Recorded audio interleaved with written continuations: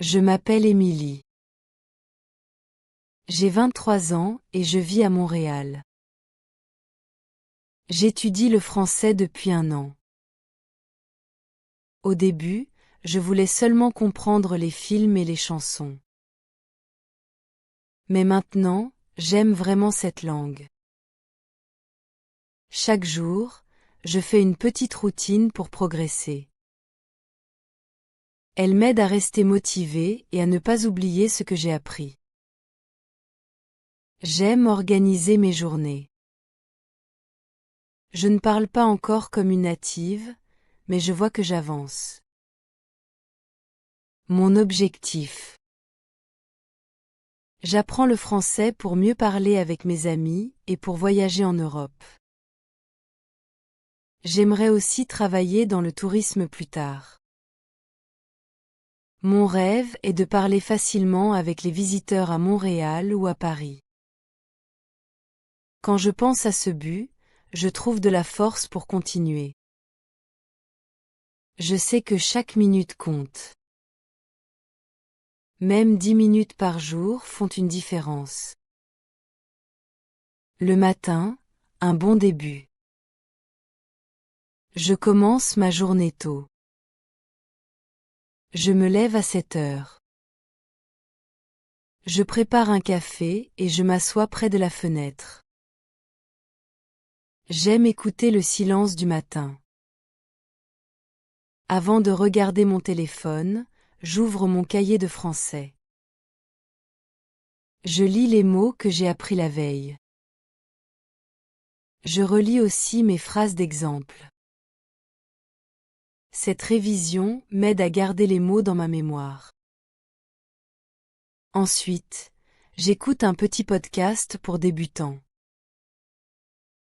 Les voix sont lentes et claires. Parfois, je comprends presque tout. Parfois, je comprends seulement la moitié. Mais ce n'est pas grave. J'essaie toujours d'écouter jusqu'à la fin.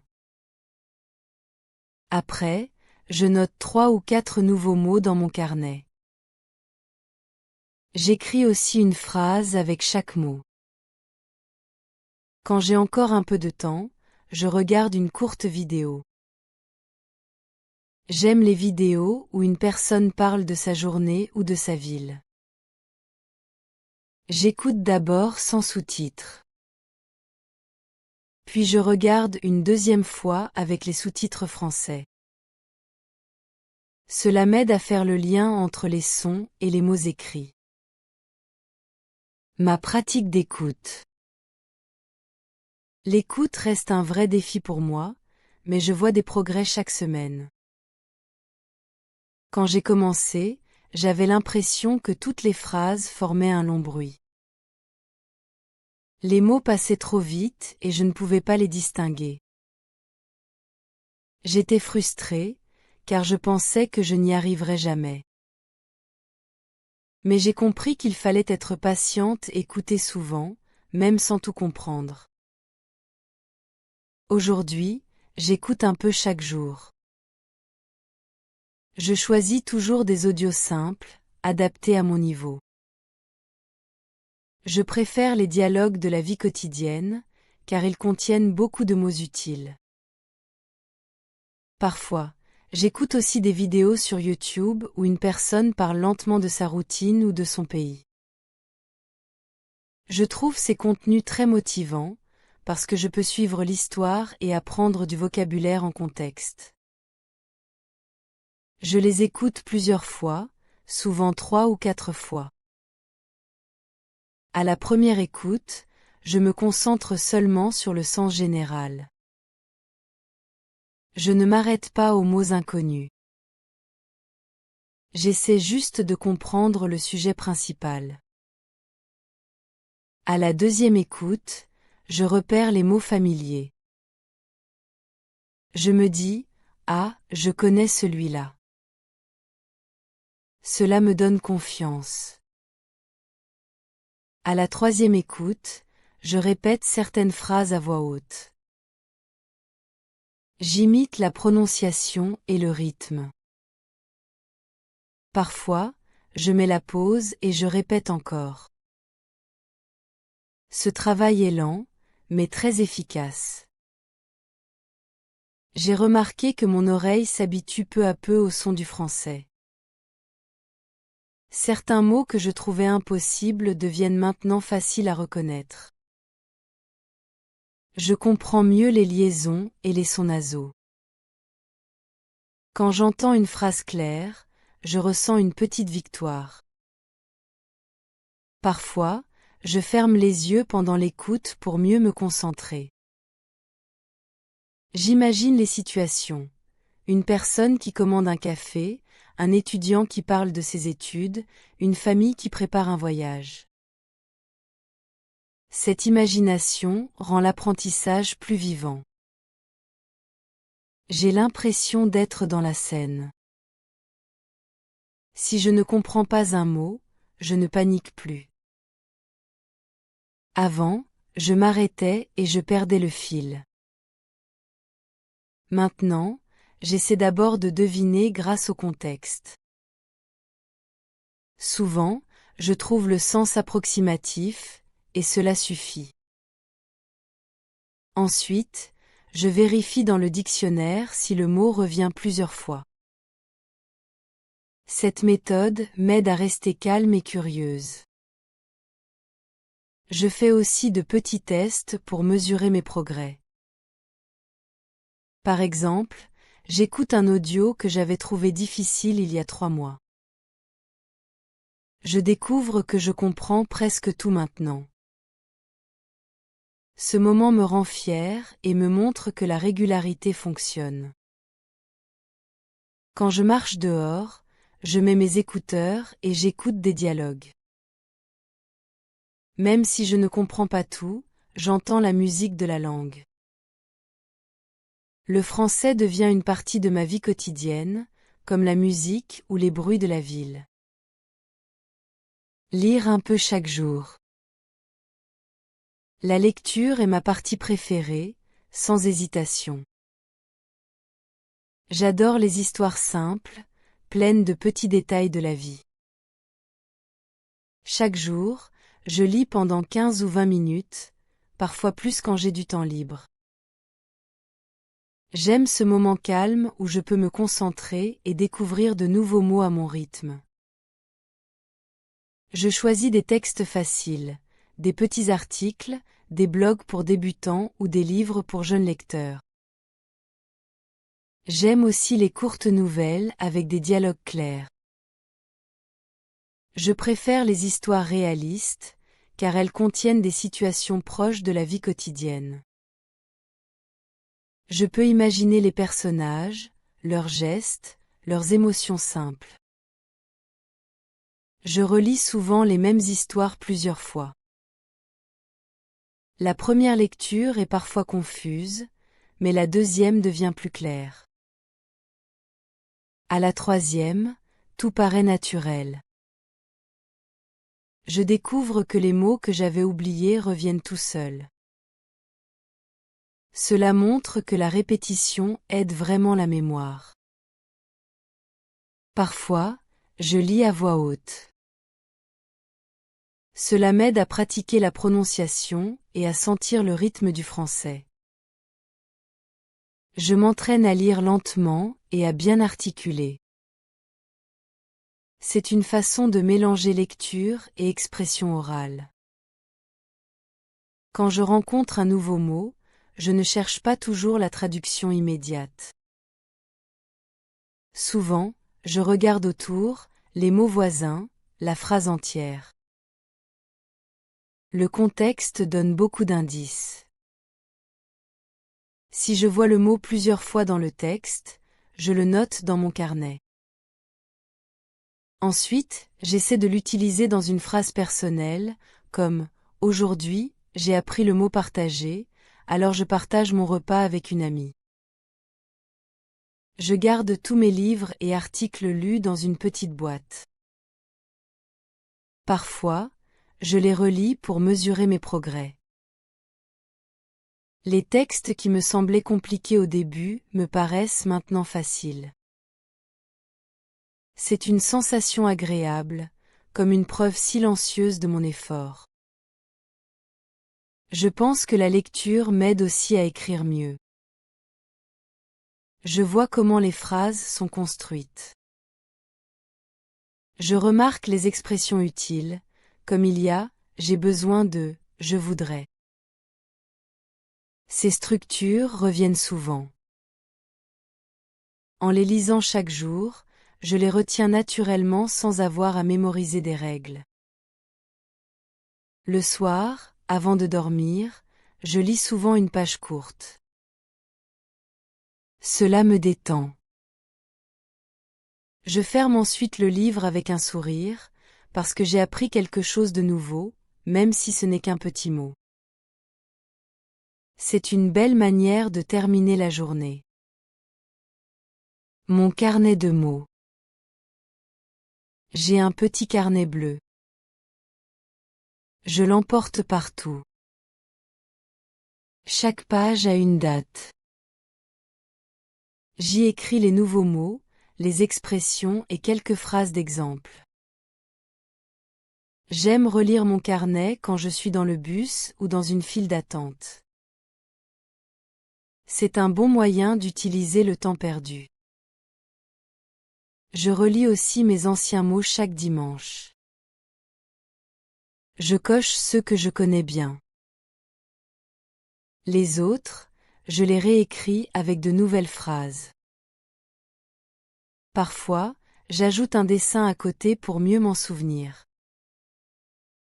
Ce carnet est devenu mon trésor. La prononciation et la parole. Parler français seul est étrange au début. Je me sentais un peu ridicule. Je parlais dans ma chambre, et parfois mon chat me regardait comme si j'étais folle. Mais avec le temps, je me suis habituée. Maintenant, cela fait partie de ma routine. Je sais que parler seul n'est pas bizarre. C'est une méthode très utile. Chaque jour, je parle à voix haute pendant au moins 10 minutes. Je raconte ce que je fais dans la journée. Par exemple, je dis « je prépare le café ». Je range la table. Je regarde par la fenêtre. Je fais la vaisselle. Je mets ma veste. Ces phrases simples entraînent ma bouche et mes oreilles. Plus je les répète, plus elles deviennent naturelles. Je parle aussi devant un miroir. J'observe ma bouche et mes lèvres. J'essaie de copier les mouvements que je vois dans les vidéos des locuteurs natifs. Cette technique m'aide à comprendre comment placer ma langue pour les sons difficiles, comme R ou U. Ce n'est pas toujours facile, mais je vois des progrès. J'utilise aussi une application avec reconnaissance vocale. Elle me dit si ma prononciation est correcte. Parfois, je suis surprise de voir que certains mots sont mal reconnus. Alors je répète plusieurs fois jusqu'à ce que le son soit bon. Cette application devient comme un petit professeur personnel. En plus, j'écoute souvent les vidéos de locuteurs natifs. Je les regarde plusieurs fois et j'essaie d'imiter leur accent. J'écoute leur intonation, leur pause, leur rythme. J'aime répéter après eux comme si je chantais. Parfois, j'enregistre ma voix et je la compare à celle du locuteur. Au début, la différence était grande, mais maintenant, elle diminue peu à peu. Je me filme aussi pendant que je parle. Ensuite, je regarde la vidéo pour observer mes erreurs. Je remarque si je parle trop vite ou trop bas. Je ris souvent en me voyant, mais je remarque aussi mes progrès. Cette méthode me donne de la confiance. Elle m'aide à accepter ma voix en français, qui ne sonne pas encore parfaite, mais qui s'améliore chaque semaine. Quand je parle avec d'autres personnes, je me sens plus à l'aise. Je n'ai plus peur de ma prononciation. Même si je fais encore des fautes, je continue à parler. Je sais que l'important est de communiquer. Chaque phrase que je prononce me rapproche de la fluidité. Les conversations en ligne. 1 ou 2 fois par semaine, je parle avec un partenaire en ligne. J'ai trouvé plusieurs partenaires grâce à des applications d'échange linguistique. Ce sont souvent d'autres étudiants comme moi ou des francophones qui veulent pratiquer l'anglais. Nous parlons par vidéo pendant environ 1 demi-heure. Nous choisissons un sujet simple, comme les voyages, la cuisine, les animaux ou les films. Avant la conversation, je prépare quelques phrases. Je note du vocabulaire utile et des expressions que je veux utiliser. Cela m'aide à me sentir prête. Parfois, je prépare aussi quelques questions pour éviter les silences. Au début, j'étais très timide. J'avais peur de ne pas comprendre. Mon cœur battait vite avant chaque appel. Je craignais de faire des fautes ou de bloquer sur un mot. Mais mes partenaires étaient gentils et patients. Ils me corrigeaient avec douceur. Peu à peu, j'ai pris confiance. Maintenant, j'attends ces moments avec impatience. Ils me donnent de l'énergie et de la motivation. J'aime entendre d'autres accents et d'autres voix. Chaque conversation me fait découvrir quelque chose de nouveau. J'apprends des expressions naturelles que je ne trouve pas dans les livres, comme c'est pas grave, t'inquiète pas, ou c'est chouette. Parfois, je note ces expressions juste après la discussion. Ensuite, je les relis pour les mémoriser. Je les répète à voix haute pour pouvoir les utiliser plus tard. Ces mots vivants rendent ma parole plus naturelle. Je remarque aussi mes progrès. Au début, je parlais lentement et je cherchais mes mots. Maintenant, je réponds plus vite. Je comprends mieux les phrases longues. Je ris pendant la conversation au lieu de rester silencieuse. Je me rends compte que je peux vraiment communiquer, même si mon français n'est pas parfait. Parfois, je fais des erreurs, mais je continue. Mon partenaire me comprend quand même. Cela me montre que la perfection n'est pas nécessaire. Ce qui compte, c'est le message, pas la grammaire exacte. Ces échanges me rappellent pourquoi j'apprends le français, pour parler, partager, comprendre les autres. Chaque conversation me rend un peu plus fluide et un peu plus fière. Quand je ferme l'ordinateur après une bonne discussion, je souris. Je sens que mon français vit vraiment, au-delà des livres et des exercices. Les petits exercices. Je fais aussi des exercices écrits. J'aime compléter les phrases ou choisir la bonne réponse. Ces activités me permettent de vérifier mes connaissances. Je les fais souvent le soir, après le travail. Quand j'ai fini, je corrige mes erreurs. Je regarde les règles de grammaire correspondantes. Je note les points difficiles dans mon carnet. Je n'aime pas la grammaire compliquée, mais je comprends qu'elle est importante. Je préfère apprendre avec des exemples concrets. Le temps du soir. Le soir, après une longue journée, j'aime retrouver un moment tranquille pour le français. C'est un temps calme, sans bruit, sans message, sans travail. Je m'assois sur mon lit avec mon carnet et mon stylo. Parfois, j'allume une petite lampe douce. Je bois un thé chaud et je respire lentement. Ce moment devient un rendez-vous avec moi-même. Je fais une courte révision de la journée. Je relis les mots que j'ai appris le matin ou pendant ma pause du midi. Je regarde mes phrases, mes erreurs, mes notes. Parfois, je corrige un mot ou j'ajoute une idée. Je me rends compte que relire m'aide à fixer les mots dans ma mémoire. Avant de dormir, je répète quelques phrases à voix basse.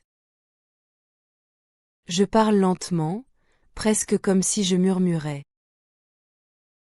Ces sons français tournent doucement dans ma tête. Cela me détend et me prépare au sommeil. J'ai l'impression que mon cerveau continue à travailler pendant la nuit. Les jours où je révise avant de dormir, je remarque la différence le lendemain. Les mots me reviennent plus vite. Les phrases sortent plus naturellement. Je pense que mon esprit organise les informations pendant mon sommeil. C'est comme si le français s'installait tranquillement dans ma tête. Cette petite habitude est devenue un vrai rituel. Si un soir je l'oublie, il me manque quelque chose. Même quand je suis fatiguée, je fais au moins une petite révision de 5 minutes. Parfois, je lis un court texte ou j'écoute une chanson douce en français. Ce contact du soir garde la langue vivante en moi. Je crois que ce moment calme aide aussi mes émotions. Je me sens fière d'avoir tenu ma promesse d'apprendre chaque jour. Je m'endors avec un sentiment de paix et de progrès. Les jours difficiles. Il y a des jours où tout semble plus lourd.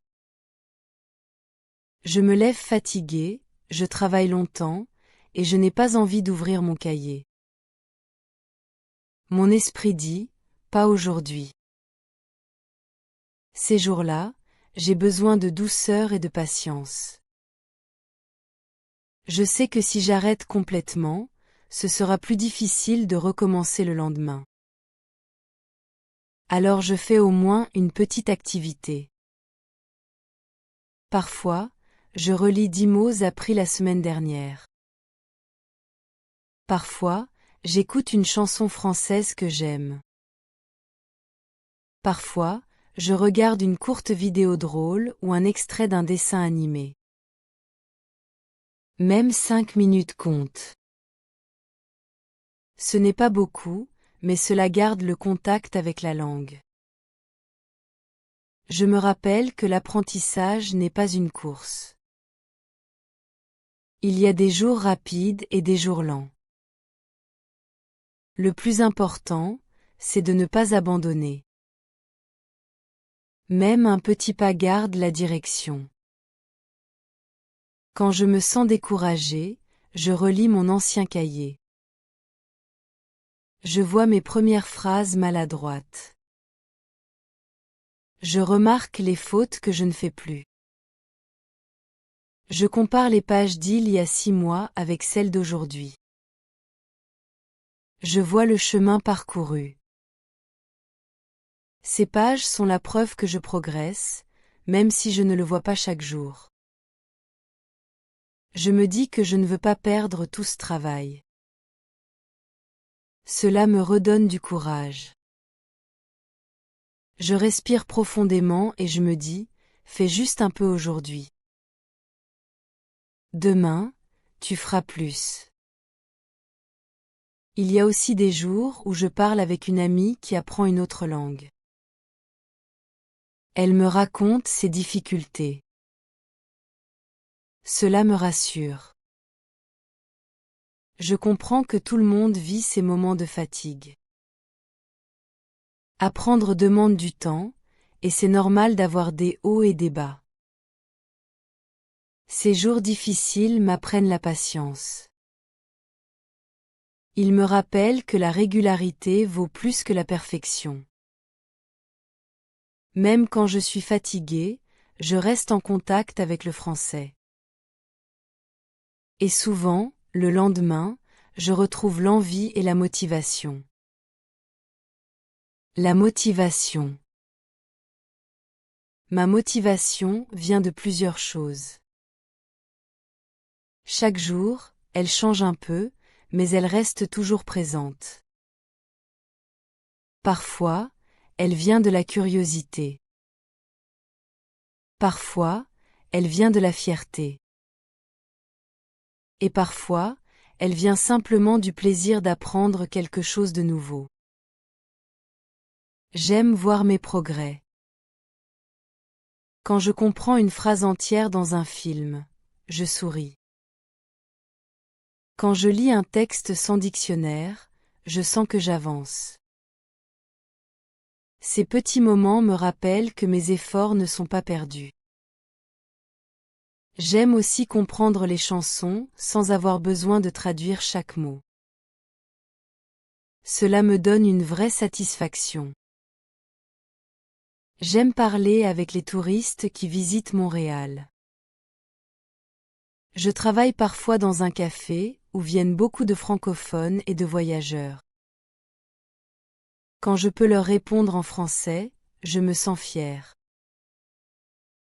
Ils me disent souvent, ton accent est mignon. Ou tu parles bien. Ces compliments me touchent beaucoup. Ils me motivent à continuer, même les jours où j'ai envie d'abandonner. Je me fixe aussi de petits objectifs. J'ai compris que les grands rêves se construisent avec de petits pas. Par exemple, cette semaine, je veux apprendre 15 nouveaux mots.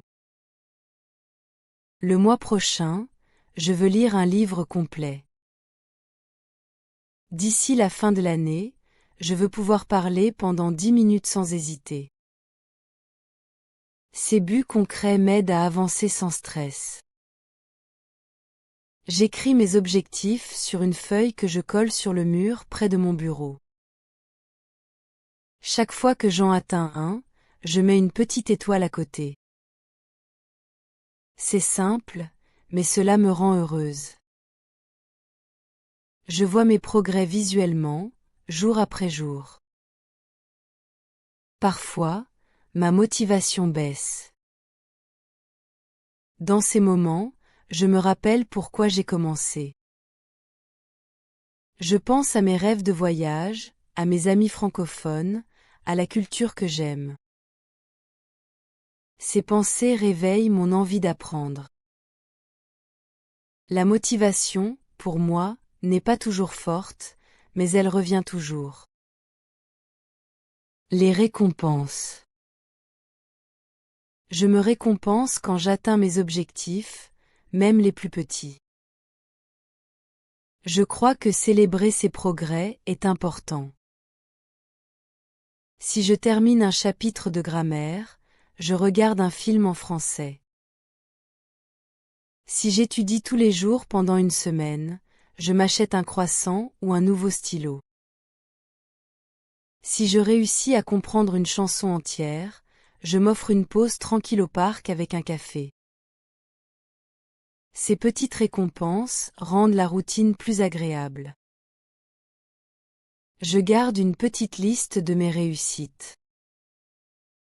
Par exemple, j'ai terminé un livre pour débutants, j'ai parlé 10 minutes avec un francophone sans peur, j'ai regardé un film sans sous-titres. Relire cette liste me rappelle que chaque effort compte.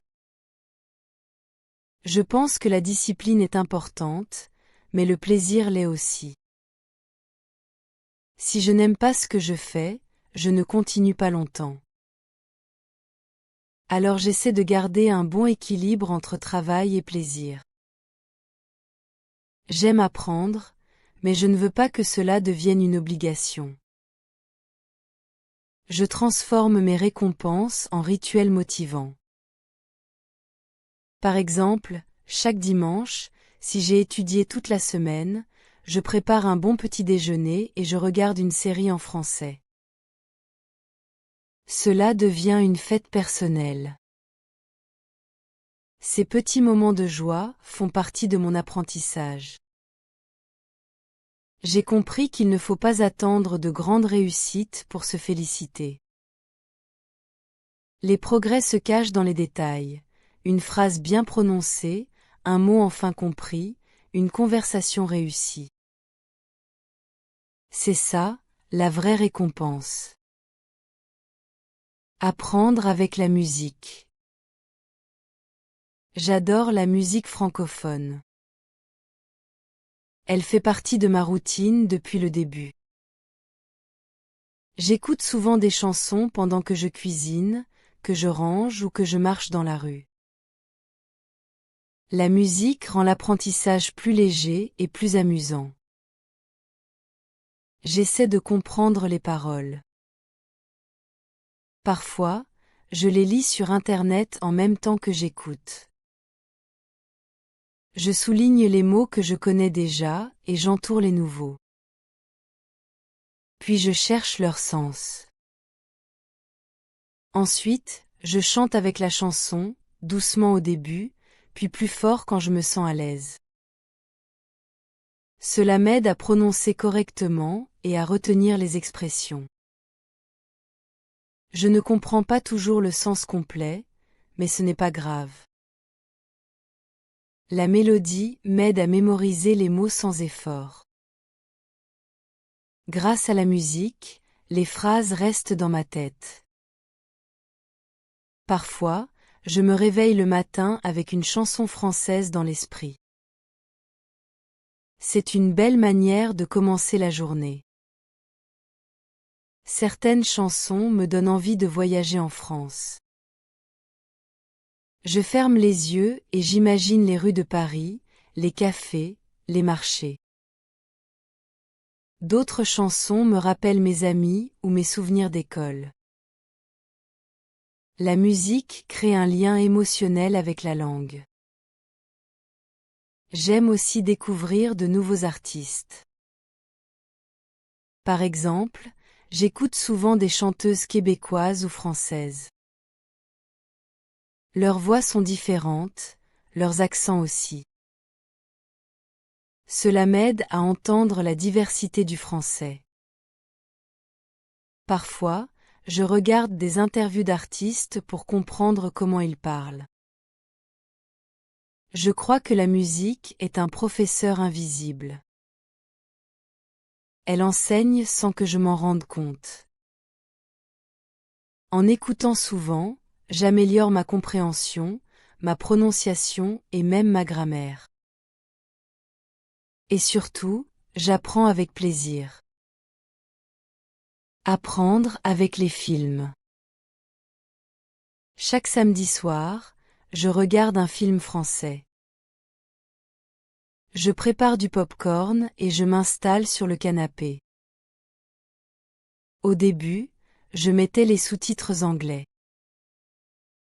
Maintenant, je préfère les sous-titres français. Je fais parfois pause pour noter une phrase. Les films m'aident à entendre la langue naturelle. Les personnages parlent vite, mais après quelques minutes, je m'habitue au rythme. Je découvre aussi la culture, les gestes, l'humour. C'est comme un voyage depuis mon salon. Les erreurs et les succès. Je fais encore beaucoup d'erreurs. Parfois, je confonds les genres des mots. Parfois, j'oublie les accents. Mais je ne me fâche plus contre moi-même. Je sais que les erreurs sont normales. Chaque faute me montre ce que je dois améliorer. Quand je réussis à dire une phrase sans hésiter, je ressens une grande satisfaction. Ce sont ces petits moments qui me donnent envie de continuer. Les outils que j'utilise. J'utilise plusieurs applications. Une pour le vocabulaire, une pour la grammaire, et une pour la conversation. J'aime aussi les vidéos YouTube avec des professeurs qui expliquent les phrases utiles. Je les regarde souvent le matin, pendant mon petit déjeuner. J'ai aussi un tableau sur mon mur. J'y colle des fiches avec les mots importants de la semaine. Chaque fois que je passe devant, je les relis. C'est une manière simple de garder le français présent dans ma vie. Les résultats après 1 an. Après 1 an d'apprentissage, je vois une grande différence. Quand je repense à mes débuts, je souris. À ce moment-là, je ne comprenais presque rien. Chaque phrase me paraissait longue et compliquée. Aujourd'hui, tout est plus clair. Je comprends beaucoup plus qu'avant. Je peux lire des articles simples sans dictionnaire. Je lis des textes sur Internet, des recettes, ou des petits reportages. Je reconnais les mots que j'ai appris, et je découvre comment ils sont utilisés dans de vraies phrases. Je comprends les titres, les expressions, les temps des verbes. Cela me rend très fière. Je peux aussi parler avec mes amis francophones sans trop de peur. Au début, j'hésitais beaucoup. Je pensais trop à la grammaire et je bloquais. Maintenant, je parle plus naturellement. Je fais encore des fautes, mais je continue la conversation sans m'arrêter. Je vois que les autres me comprennent, et c'est le plus important. Je comprends aussi mieux les films, les vidéos et les chansons. Avant, j'avais besoin des sous-titres anglais. Maintenant, je peux suivre la plupart des dialogues en français. Je devine les mots manquants et je sens le sens général. Cela me donne l'impression de vivre la langue, pas seulement de l'étudier. Je remarque aussi des changements dans ma mémoire. Les nouveaux mots restent plus facilement. Quand j'entends un mot familier, il revient tout de suite dans ma tête. Je fais des liens entre les sons, les images et les phrases. C'est comme si mon cerveau avait créé un petit espace spécial pour le français. Je sais que je ne suis pas encore parfaite, mais je suis fière de moi. J'ai appris à être patiente et constante. Ce que je préfère, c'est la sensation de progrès. Même quand je ne vois pas de grands résultats, je sais que chaque jour apporte quelque chose. Chaque mot, chaque phrase, chaque effort compte. Parfois, je relis mes anciens cahiers. Je vois mes premières phrases maladroites et je ris un peu. Mais je me rends compte que ces pages représentent le début de mon chemin. Elles me rappellent que j'ai grandi, lentement mais sûrement. Après 1 an, le français fait partie de ma vie. Il est dans mes pensées, dans ma musique, dans mes rêves. Et je sais que je ne veux plus le perdre. Mes projets pour l'avenir. Je veux continuer à apprendre, encore et encore. Le français est devenu plus qu'une simple matière d'étude. C'est une porte ouverte sur le monde. Mon prochain objectif est de passer un examen officiel, peut-être le DELF B1. Je veux tester mes compétences et voir où j'en suis vraiment. Pour cela, je vais continuer à lire, écouter, écrire et parler un peu chaque jour. Je veux aussi voyager en France l'été prochain pour pratiquer sur place. J'aimerais visiter Paris, Lyon et peut-être la Provence. Je veux commander au restaurant, parler avec les habitants, poser des questions, comprendre leurs réponses. Ce serait une expérience incroyable de vivre la langue dans la vie réelle. Je sais que la route est longue, mais je ne veux pas m'arrêter.